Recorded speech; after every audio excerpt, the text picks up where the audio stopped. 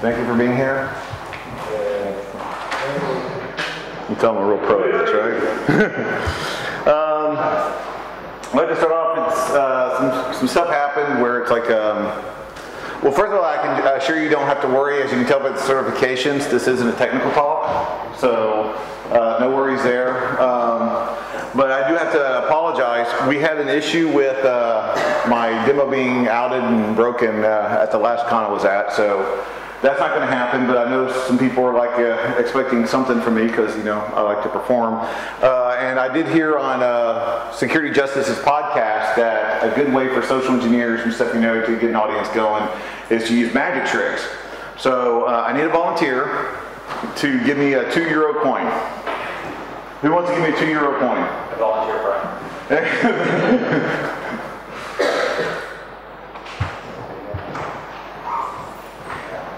There we go. Awesome. Throw money. Oh, it brings me back to some college days. That was really easy. Anybody got €20? 20 euros. Okay, I guess we'll stick with this. Okay. So here we go. All right.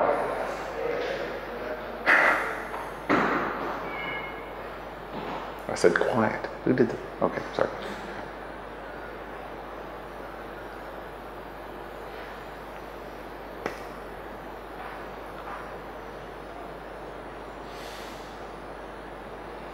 My 4-year-old loves this, guys. Come on, I'm trying here. Throw me a bone, okay?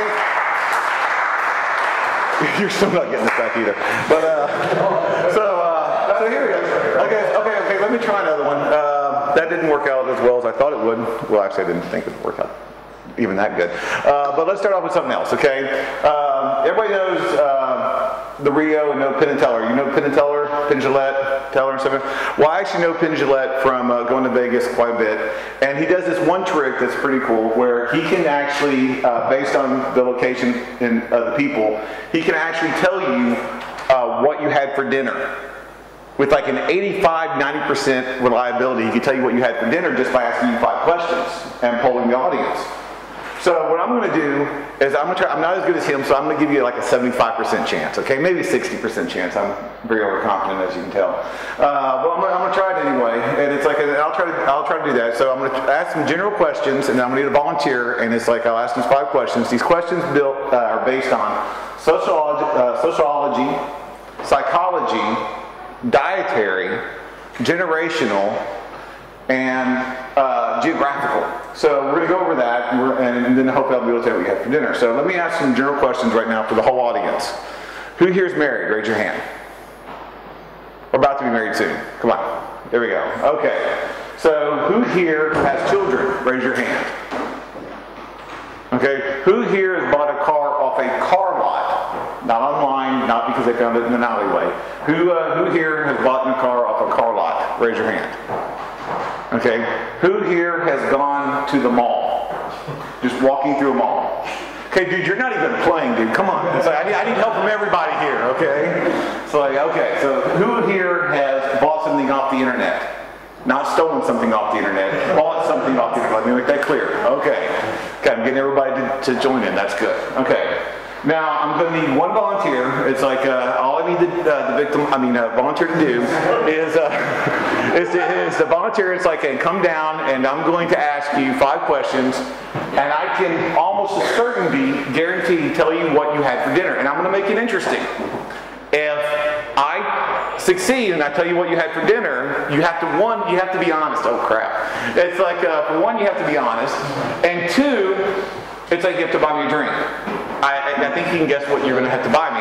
But it's like, and if I lose, I have a set of stickers that I will be giving you and stuff, you know, like different hacker stickers from different conferences, because I'm a pack rat. It's just one of those things. And I will be able to give those to you, and we'll be even. So, but you have to be honest with me. It's like if I guessed and you have to, and I guessed correctly what you had, you have to let me know that I did. So can we have some volunteers? Who wants to volunteer to be? Wow, that's good. Dinner with you. That's true. Yeah, some people already had dinner, so that's not fair. Okay, you come here. Come down. You got stickers, right? I've got stickers. It's like right here. Eventually, somewhere. So, all right. What's your name? Jabron. So Jabron, everybody give a big hand around for Jabron. The way it's going to work, it's like I'm going to need you to stand right there. Okay. Okay, because I need you to be able to read and not be distracted by everybody else. Okay. I want you to focus on me. Alright. See how this works. There we go. So what I need you to do is look straight at me. Okay. You got it. Hold on. Alright. Just right. Okay, 3 degrees to the left. Okay, right? Okay, right there. How's it gonna work? I just being a jerk, sorry. Okay, so I'm gonna ask you, I need you to look straight at me. I'm gonna ask you like 5 specific questions. Okay. I need you to be as honest as you can with those answers, okay? Okay. So the first question is going to be based on sociological. Okay, so where did you meet your spouse? Where was the location? Look right here. Chicago. Chicago? No, where? Like a restaurant? Was it a... Gotta work with me here. University. University? University of... Chicago. There you go. Okay. You gotta be help. I mean, it's really, all I'm doing is I'm showing just pictures of what I'll look at. Here, you can look. No, you can look at it. So you just to solve your curiosity and stuff, you know. The second question is a psychological question. Okay. No matter what you eat, you can eat any different kinds of foods. What you eat, it's like, what do you eat? What do you consider yourself? A carnivore, an omnivore, or herbivore? Definitely a carnivore. Carnivore. Okay. Like a meat eater, very scary. Okay, so now looking straight at me, it's like we want to go and ask a question, say, based on a logical interpretation of where you think you live and stuff. You know, not based on like geographical, but based in a logical realm. So, like, what's your zip code? 60564. There you go. Okay. So it's like just because that gives you the logical side of it, stuff, you know, from the way you associate where you're living. So here's another question. Here you can look at the pictures while I'm asking. Let's make this next picture one a dietary question. Okay. So from a dietary standpoint, no matter if you were at home right now, you weren't here in Barcelona, but you were at home. You had the option to do whatever you wanted. Would you eat in, or like make a dinner? Would you have delivery, or would you have takeout? Delivery. Delivery? My kind of guy. Of course, it's mostly pizza. So let's stay focused. We're almost to the home stretch there. Okay, from a genealogy, you know, from a generational kind of question here, is just what's your birthday? It's like, what's your year and date of your birthday? You want me to give it that to you? Yeah. We can talk about these all guys are good. Okay. Except for that one guy probably waving, dog. It's all good. Well, you want Yeah. month and Yeah. I'll give you 2 things, right? Okay. February 26th. February 26th. Okay. And why is that a bad thing? Well, it's because those 3 questions. Thank you for playing. I've got some bad news. I've got some good news. Because I actually like to get them out of hitting range before I go through the rest of this.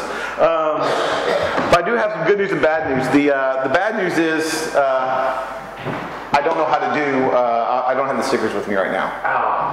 And I never watched Penn and Teller do this trick. What this was how social engineering works.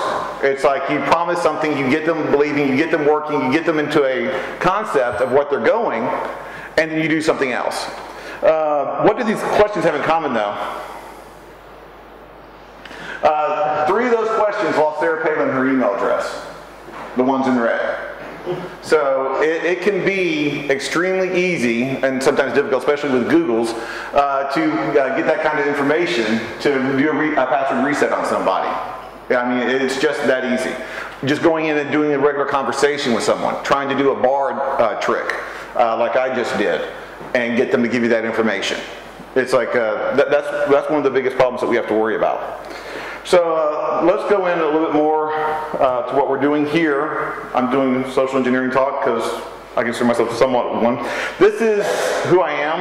I hate this picture, but it's the only one of me in a suit that I haven't burned or destroyed. And the reason why I like this picture is because I have 2 jobs. I have a day job and a night job. Even on my day job, I don't wear that. But it does exemplify what we're talking about with social engineering. Because this guy right here, you're probably not going to let it into your building. But this is the same guy. I have the same knowledge and probably the same tools with me, except for this one you'll let me in. This one, you'll let me go and apply for a job.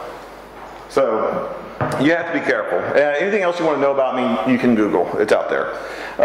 Let's keep going. This is a information security talk, so there's the IMCISSP, so there's the required Sun Tzu quote. Let's go on to another quote, talk a little bit more about what I'm doing here. I'm not a subject matter expert on social engineering. Okay, I've never had a TV show or anything about social engineering or anything like that. It's like Andrew set me up on that one. I couldn't help it. You don't want to play that game while you're talking. No, I don't. No, I don't. I'll accept your apology now. I apologize and I surrender. It's like preemptive. So what I do is like I'm a geek who likes to talk. I do a lot of research. I do information, collect information on these books. I'm not a subject matter expert on this topic or probably any other ones that relate to information security, but I do like to talk about them. And it's like, and I like to entertain. So we'll see if that works out by the end of this talk. Here is the quote that I do like.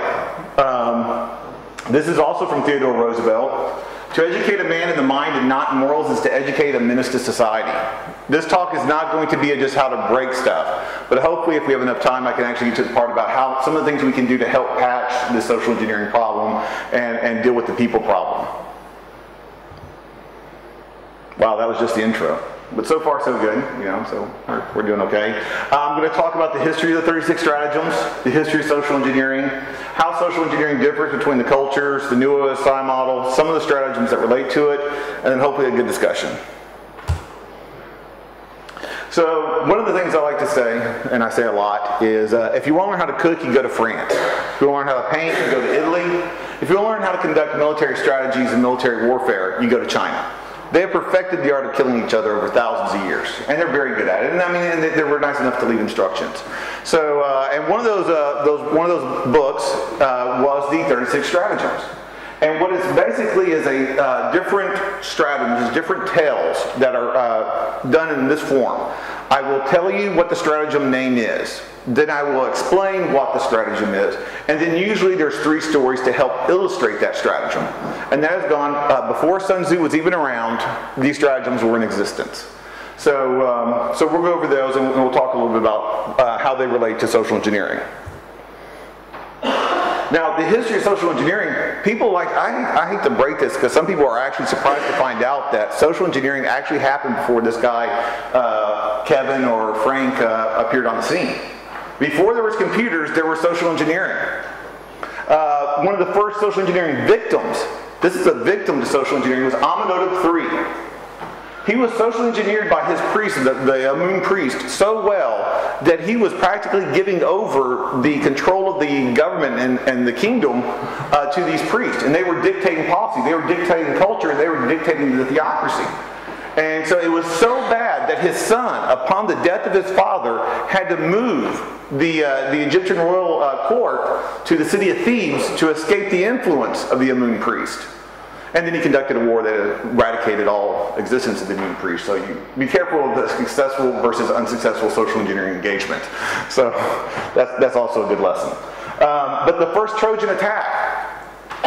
What's a Trojan? In modern times, we all know what a Trojan is. It's it's that attack program. It's like, I know, you're going to go there. It's like, but it's an attack program, and we know how it masks itself, and it's like we know where it comes from. What's the origin of that word and the way we use it now? The actual Trojan horse attack from the city of Troy in the Iliad. Do you realize that a social engineer was responsible for the success of that attack? Sinon the Greek had himself physically disfigured, cut up into almost pieces, left for dead by the Greek army. The Greek army then sailed their boats out. The people of Troy came out, found him on the beach, and this guy was able to successfully convince them first, don't kill him, he was a Greek, and then say, hey, yeah, I was with those guys, they suck, I'm not with them anymore, look what they did to me. By the way, they left a horse, you want to bring it inside? And he succeeded in that. And we know the results, but not everybody realizes it was a social engineer that made that happen. That was one of the first social engineering attacks that made history, except for no one knew that it was a social engineering attack. The last one is bards. the minstrels of medieval times. They were social engineers. Part of their job was to be employed by feudal lords who would then go from end to end, county to county, other feudal systems, feudal areas, and gather intel. Because who's at the end drinking their troubles away? The guardsmen from the keep, the people, the servants, the stable hands. And what they would do, they would buy the bard a drink, tell them what was going on in court. They were invisible in court. Lords and ladies and the king and the feudal lords would talk and conduct business without even acknowledging their existence. And they heard everything. And this was their opportunity to shine to a stranger, someone they looked up to, a minstrel, and tell them like, well, I know this, or I know what's going on. And then they would report that back to the feudal lord that they were being paid for. Well, actually, they got paid by several feudal lords. Sometimes that was fun. It's like, you had multiple employers until they found out. So that was social engineering.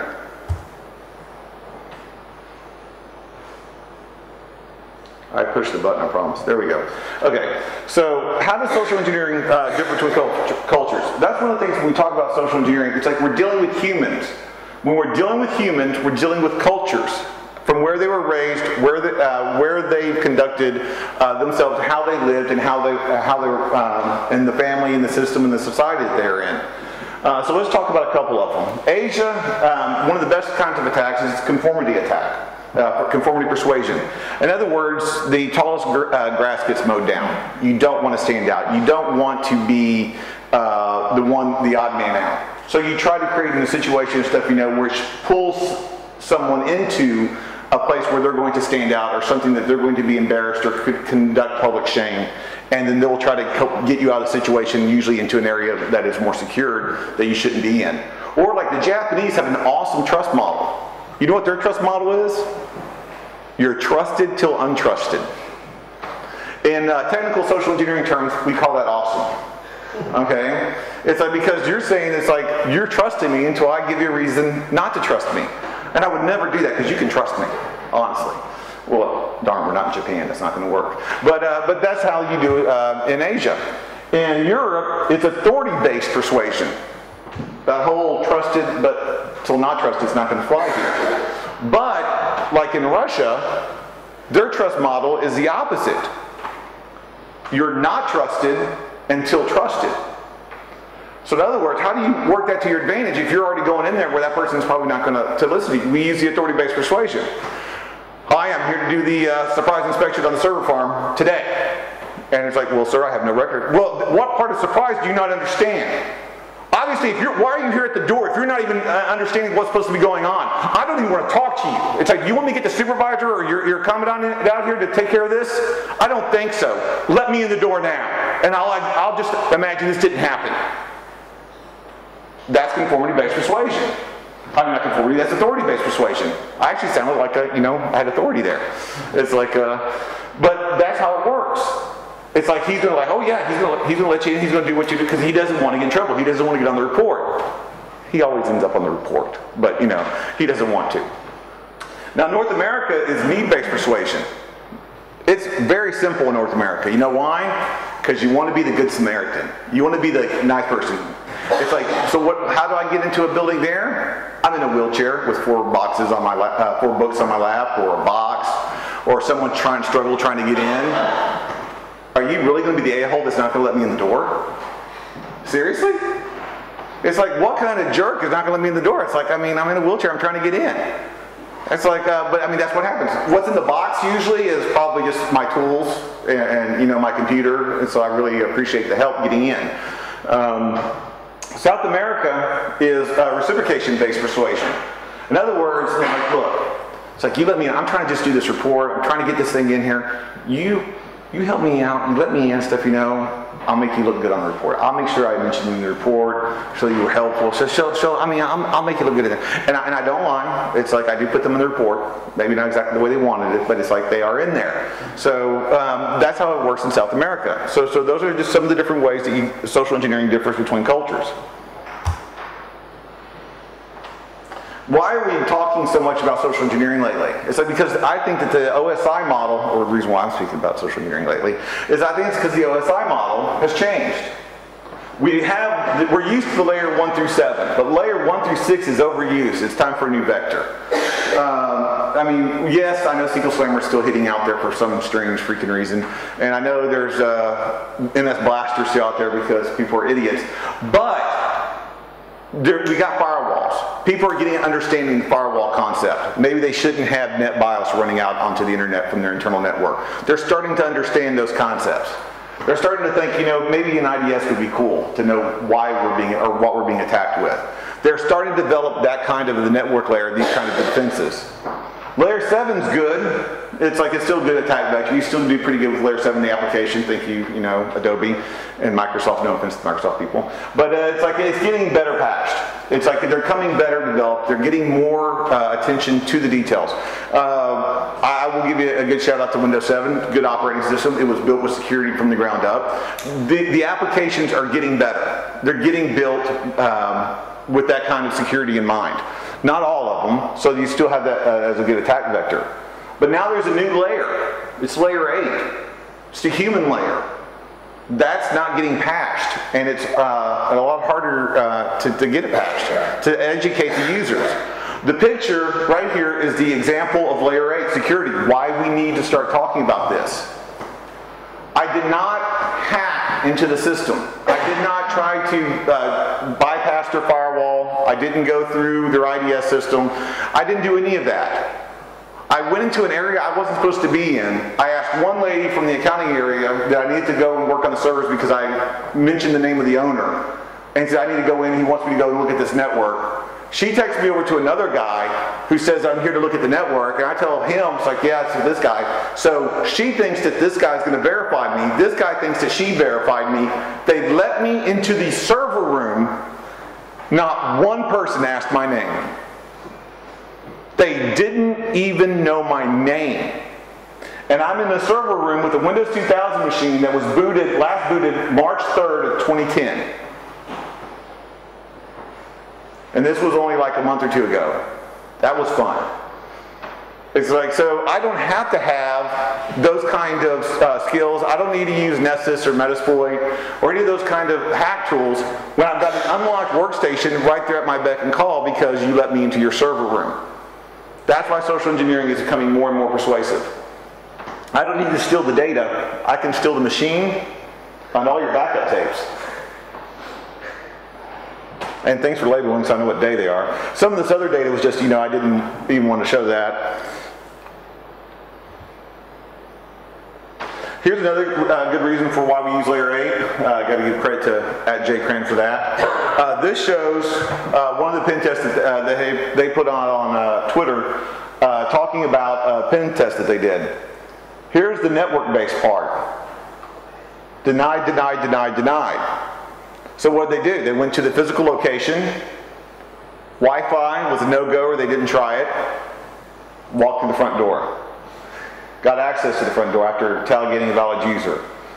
Finding a network jack in a conference room. Boom, boom, boom, boom, all the way almost to domain admin credentials. I don't know if they were blocked there or the company just, you know, said uncle. But that's how important it is. This was network-based, not working, not going to happen. They walked through the front door and they had the keys to the kingdom. It's one of the reasons why we have to start concentrating on layer 8. So let's start off with one of the stratagems. This is the third stratagem, killing with a borrowed knife. It's like learning to turn an enemy's assets against them. You let the employee be the attack vector. How do you do that? Well, there's plenty of tools now. We've got, you know, Google, which is the #1 hacking tool out there. I mean, we've invested in that. You know, we would have been a trillionaire by now. We wouldn't need to be pen testers, but we didn't, so we're still using it just as a tool. We've got Facebook, we've got the Twitters. It's like we have all these social media and all these employees telling us about their day, telling us what they're doing. We've got these companies now talking about what they're doing in their company, talking about who they are, who the president and the CEO is and what they're up to. They're talking about what kind of deals they're having and how they're trying to get comments from the public and how they respond, and they'll be sensitive to your needs. Just send them a message on Twitter, or it's like join their Facebook fan page, and they'll help you out with that. One of the reasons why that's such a good thing is because I will join your fan book page. And I'm going to join as, you know, hi, I'm Kathy. It's like I'm a new hire and stuff, you know, and I'm not in the same city you're in, and I'm going to tag photos of me and stuff, you know, where you see the back shots. You don't get to see a good picture, but I'm still tagging myself in there in that company picnic. And then I'm going to start friending some of the IT people. It's like, oh, some of my likes. Oh, I like long walks on the beach. Buffy the Vampire Slayer. I don't like vampires in glitter. I like Serenity. You know, I play World of Warcraft. I'm awesome. It's like, will you be my friend? IT guys are reading this. Oh, I will be your friend. And they friend. And that relationship starts after 2 weeks. And then it's like, you know what happens? Well, either two scenarios. I call you, or I send an email to you, or I send a Facebook message like, I'm in so much trouble. It's like the CEO and stuff here from this division, stuff here, or the CFO or whatever, one of my C-level characters and stuff, you know, he's having trouble trying to log into a system. It's like he's in some serious trouble, and if I don't get his passwords reset and logged in and read his email and send it to our customer, I am in serious trouble. I'm going to lose my job. Can you please just reset his password so I can get access to it? Come on. We both liked Star Wars together on the same page. I helped you with your farm, for gosh sakes, and I killed that Don Corleone guy on Mafia Wars. You can't help me with just this? I usually kind of get that help. Another good way to do it is Kathy sends you a Facebook message like, oh my gosh, here's the cutest video and stuff, you know, of them mocking Edward and stuff from Twilight. Click on this link. That'll send you somewhere really good. And stuff, you know, make sure you're at work and stuff, you know, so it's like, so you can show your friends and your colleagues, because it relates to the company. So that's a good way to do it as well. What is another scenario? I mean, those are good scenarios, and there's a lot of other good tools out there. And you go through some of them that can actually gather more information. Like, you know, I Can Stalk You is a really good site, which actually grabs the metadata from the photos and tells you where you're at when the picture was taken. Please Rob Me is no longer gone, you know, gone but not forgotten, because this site didn't want to change the slide. But it's still one of the first ones that actually started bringing this attention out there. You got Evil, which gives you the phone book numbers from people who posted them on Facebook, which is really nice of them. And here's one, I mean, it's just searching Twitter, headed to, showing you where you're going, what you're up to.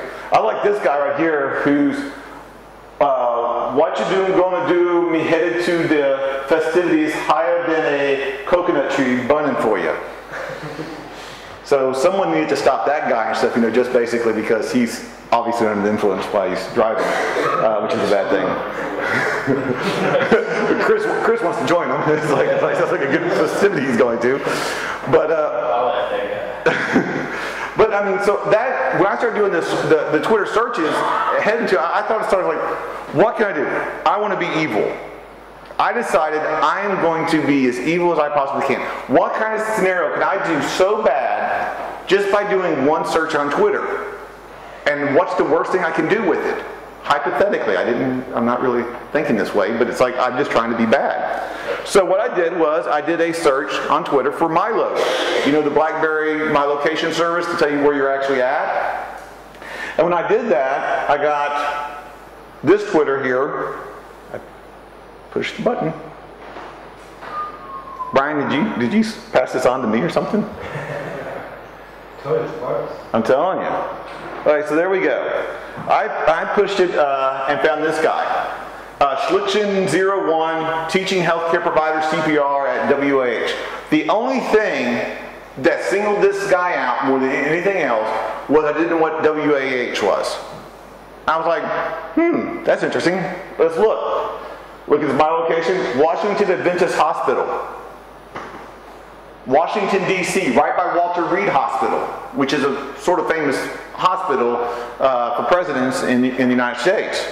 So I was like, cool. It's like this guy, he's got some kind of clearance and stuff, you know, to be able to go into these kind of hospitals and stuff, you know, that close in Washington, D.C. I wonder who he is. If only I knew some more information about him, because it's like, oh, there's his LinkedIn profile. That's helpful. So everybody meet Steve Lichtenberg. I'm sorry for, you know, dropping docs on you, but, you know, you did it first to the world. He's a volunteer EMT. He used to work for a consultant at Northrop Grumman Mission Systems. So I'm working in the database design and development, so he's probably got top secret clearance and stuff, you know, which is cool, because that means he's a trusted individual. That's nice. If I'm going to do something bad Am I going to go in as the hot dog sales guy? Am I going to try to bring up a hot dog cart to a crime scene or to a major event that would happen in the DC area? Is that going to be effective? No. Who gets allowed into crime scenes and who gets allowed into disaster areas? Hardly unquestioned. EMTs. Police officers. Are you going to be the a-hole and stuff? You know that he keeps the EMT from going into the rescue scene or going into the hospital? No. It's like you got to let them in. They're first responders. But I mean, but to assume this guy's identity and stuff, you know, I'd have to get to his house. It's like I'd have to like mug him, kill him, you know, take over his identity, get his IDs, get his passes, and get his vehicle to get in to further my plans. You know, to be a bad guy. But I don't know where he lives. So I mean, how am I going to? Oh, wait, I do know where he lives. Congratulations! I think he passed the test though, so that's a good thing. But now I do know where he lives. So now, as an evil bad guy, I've got a person that has access to Walter Reed Hospital, and I know where he lives, and I know he's a first responder, and I know I could probably assume his identity. What bad things could I do with that? Hypothetically, I'm not going to do anything. I'm just saying. I'm going to get a phone call in 3, 2... No, actually, it'll just be through border control. Yay.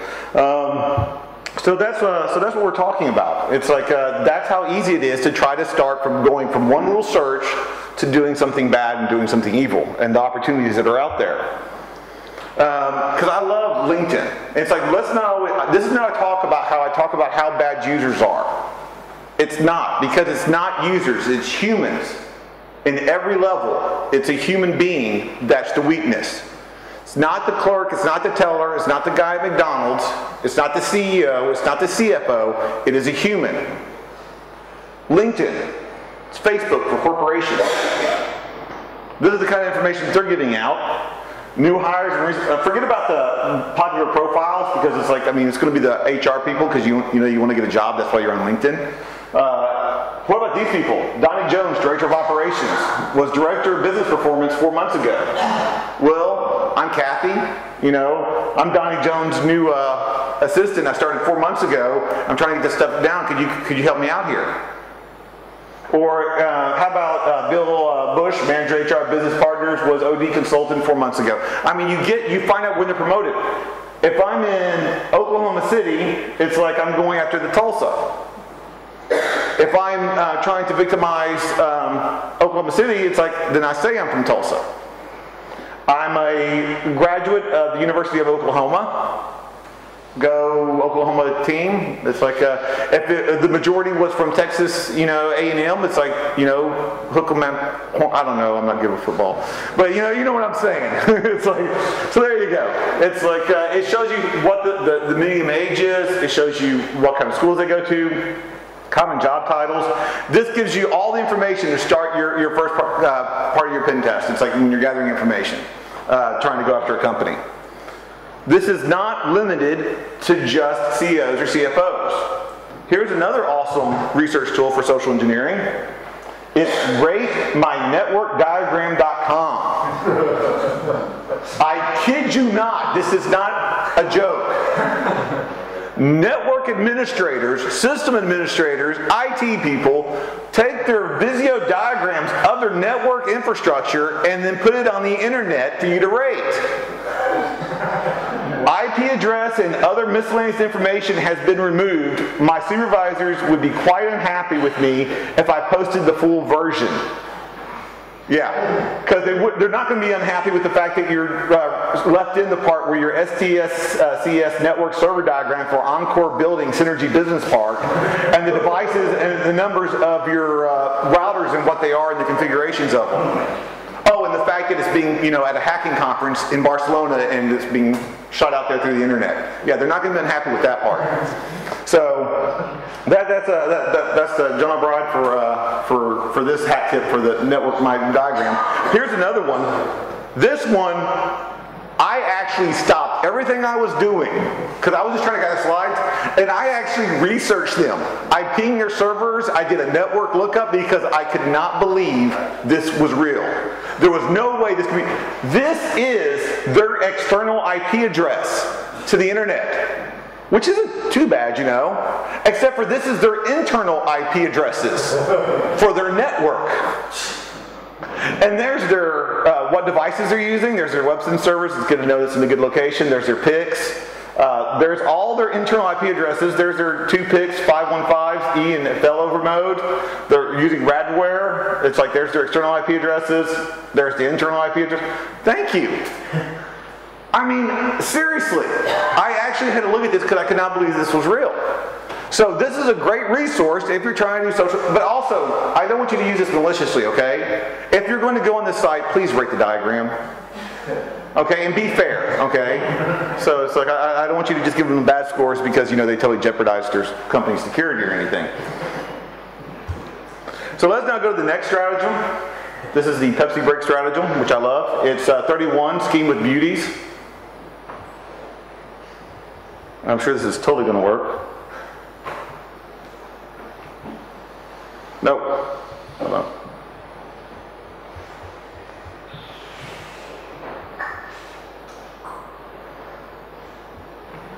There we go.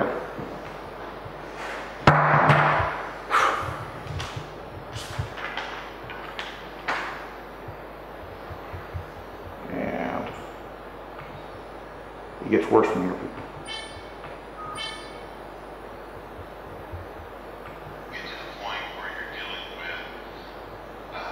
There's no audio.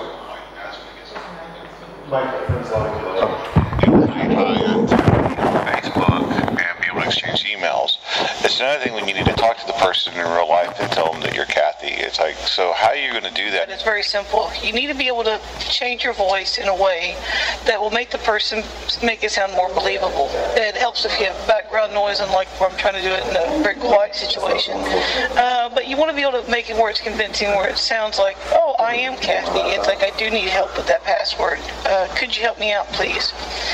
So that's one of the main things when you're dealing with doing social engineering. In real life, you're going to want to have the ability to be able to change your voice, or have someone, an employee that can impersonate a female or be a female, or an older person, or the target that you're trying to choose. It's like, if you want to go after someone that's an executive, the World of Warcraft headset's really good with being an old person, maybe a little bit too convincing, because I don't know if you're going to do this all to sound like this. It's how I'm supposed to be working. You could maybe pull off as the owner of the company, or the CEO, or something like that. But that's about the closest thing you're going to get to an old person. So with the WoW headset, I usually just stick with the female. Because that sounds like the most convincing, without hardly any tweaking at all on the settings.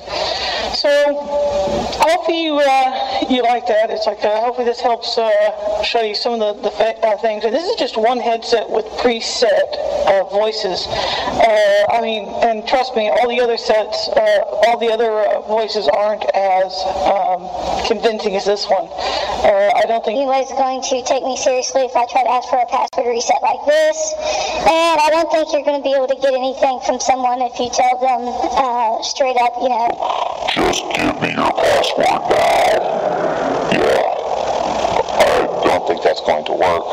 So you want to be creative. It's like there's other voice changers out there.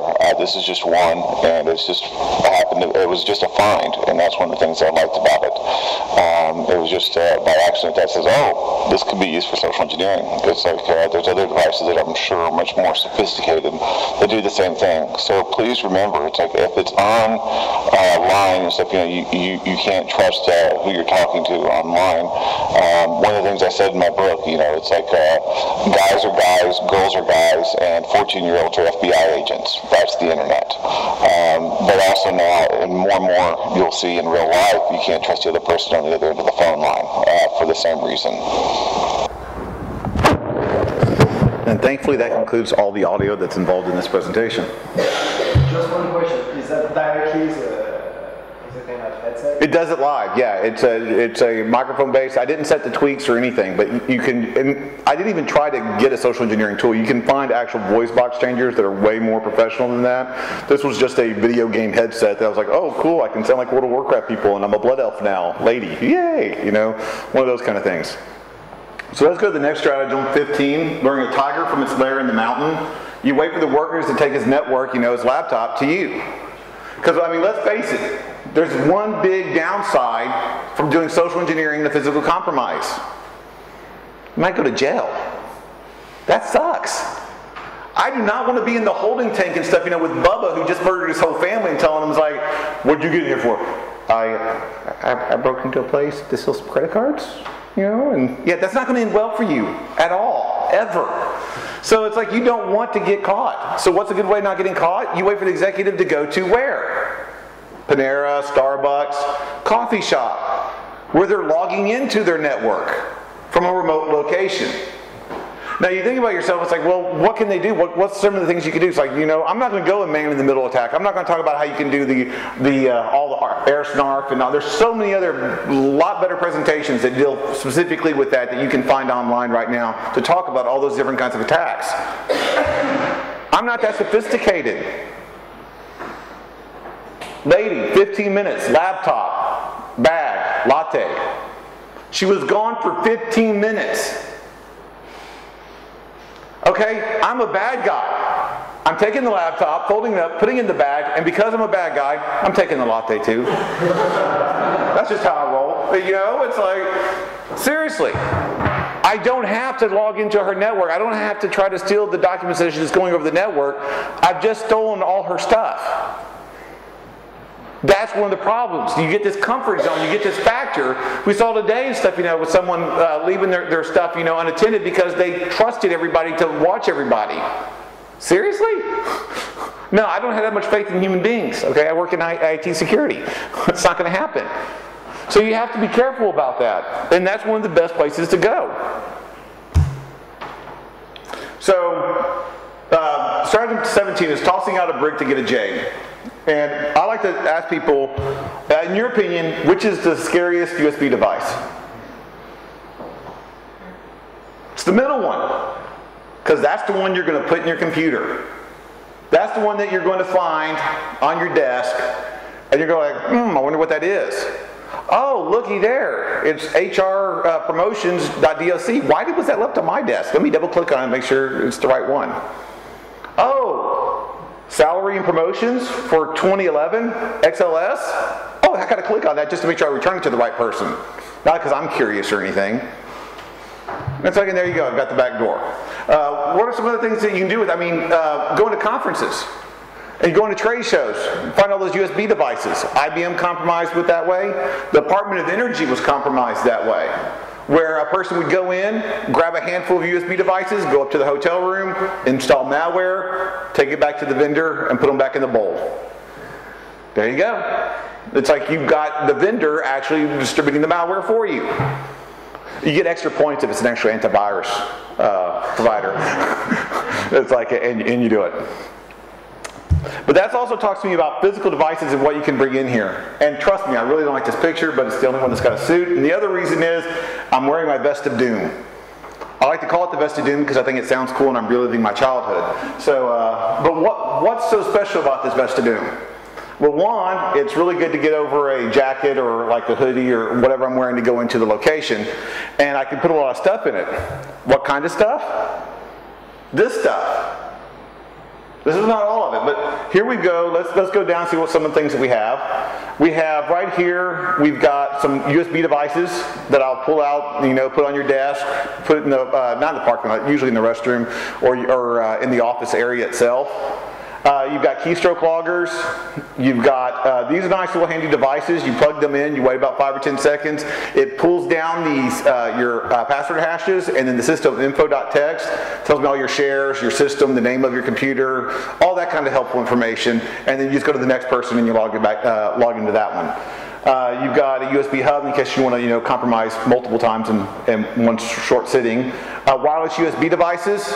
once again, that whole getting caught thing. So why don't you just, plug in a wireless USB device and then, rock out in your own little minivan and stuff, with your tunes and air conditioning from the parking lot.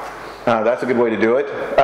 Tools, because if you want to be gangster and OG and stuff, like Nickerson, you just freaking steal it and take it with you. It's like, you will do some forensics. We can do that too. Here's the 64 rainbow tables for some easy to guess passwords. We also have a whole group of malware and custom malware that I'll bring with me if I want to use on one of their systems. And I also have about a terabyte or so of hard drive space that I can steal your data and your confidential information and bring it out with me. How do I do all that with? I do this 1 gigahertz, 40 gig hard drive laptop. And I use that with Wireshark and Wiretap with using this device. I don't have my necklace on me right now, but there it is right there. This pendant is an 8 gig pendant with Backtrack 4 on it. If I want to just use one of your machines to help let you help me attack your network, I can do it off of that necklace. It goes to every security checkpoint ever in every country that I've been in. No one's even asked me to take it off or noticed it. We also have a cellular card and lockpicks that I have no way to use, but they look cool in the picture. So there you go. There are some of the things that you can actually carry with you into an environment. I had to do a picture because one, so I can go into the customs, but I actually did this at a secure location, which I'm not going to mention anything further than that. And I actually managed to get most of the stuff in there. They weren't very happy with me about it, and I didn't mean to be an a-hole and do that, and so I felt bad. So now, when I'm in doubt, I just use the picture. So, but those are some of the devices that I can carry with me when I'm in the Vesta Doom and when I'm going out there. If I get my duffel bag of ponage with me too, it's just game over. So talking about all this stuff and all this compromise, you've got to understand the very last, very most important stratagem. It's the 36th stratagem. And they actually said it was the best scheme. Escape. You don't want to be in that jail cell. You don't want to be in that holding tank. You want to get out and stuff in one piece. Every plan should have an exit strategy in the case the attack fails, especially if you're doing it in the real world. Talking about engagement letters is your get out of jail free card. And one of the ways I like talking about that is doing these engagement letters. I was in Houston in a dumpster. A lot of my stories end up with me being in a dumpster for some reason. But I was coming out because I just found the blueprints and I was all happy with myself until I saw some police officers. And one of them with a gun out. I mentioned I was in Texas. And asking me to find out what was going on. So I give him, slowly reach in, give him my engagement letter. He reads it and then gives it back to me. He didn't call the number that was on there. He's like, oh, there's a letter. I now carry 2 engagement letters. It's like one that's the real one and the other one that I expect to get caught with a number that goes to a burn phone and stuff, and I'm just wasting these AT&T Go plans because guess what? No one's ever called it. But now I have as backup. So now sometimes I want to get caught and then have the guy, help me out with the equipment. And I've actually asked him, so you're going to put me in the report ticket because I'm helping you with this. Like I said, oh, don't worry, you're going on the report, dude. It's like, no problem. It's like, and then I go out, and I didn't lie. I put him on the report. So that's about that. That's some of the attacks. So what do we do? Because we're doing it wrong. Security awareness, especially when it comes to social engineering. This is the perfect example right here. This is a security awareness poster for a company. So now not only do you have insecure employees and policies, but now they have no self-esteem. Good job. It's like, is that really a way to raise a workforce? Okay? And these other 3 are just because, yeah, they really get the whole issue. So we need better security posters. Now there's a problem with information security awareness posters if they're made by security professionals. We're a little bit too direct and to the point. And sometimes that's not the best way to do it. But even though we can't make it that direct and say what we really want to mean, it's like we can't make it where we're too obscure. Using technological terms that they don't understand. Making it a process, they're not very comfortable with it. They have to be able to understand it. They have to expect to know what's going on and how to prevent it. Hopefully everybody, at least, 40% got that one. I just thought you had to do that here. Exactly. That's a good point. No, that wasn't boss. It's just stupidity. It's like, don't give me that much credit. So you can't have those kinds that are so obscure. Now, what's another one? Let's have an accurate one. One that's a little bit more, directly related to the employee, like this Google security awareness poster. So it's like something that's a little bit more official and stuff. We'll actually get directly to the point. Now, we got to be able to take away all these in one way and stuff, and just make it where it's a general security awareness poster that everybody can get behind and understand. Okay? It's like, and that's what you need to do. It's like you need to be able to show that it gives them the information, it shows them an example of a threat, and it shows them what they need to do about it. So that's what we need to do when we're talking about security awareness. So one of the things that we can do now is what we're doing now. Getting involved, getting engaged in the community. It's like trying to understand what the issues are, what the problems are, and working with each other on finding ways to solve them. These are just some of the links that are out there because... Tell people to do work. Exactly, because working is fun, the mental. Just tell them that. You can tell them to do work instead of great.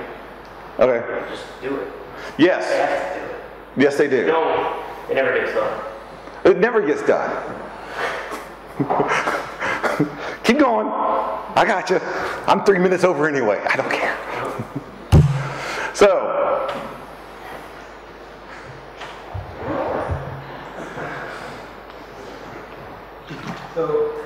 seriously, that's it. Yes. Is any of your tools that you carry in either bag of account or your bag of thing actually being illegal in the countries that you were engaged with carriers? No comment. It's like, no. It depends. It's like, well, that's one of the reasons why I don't bring them. Like, I didn't take them to Germany with me. It's like because there's a problem with malware. But in certain laws, say if I'm in the employ of in a company to use those tools, then it is legal. All right. Oh, now she's doing the wave. So, but my time's up. I'll be here all week, folks. It's like try the deal. So if you have a question or you want to talk to me afterwards, just let me know. I'll feel free to discuss it. You won't be able to get me to shut up. So it'll be all good. Done.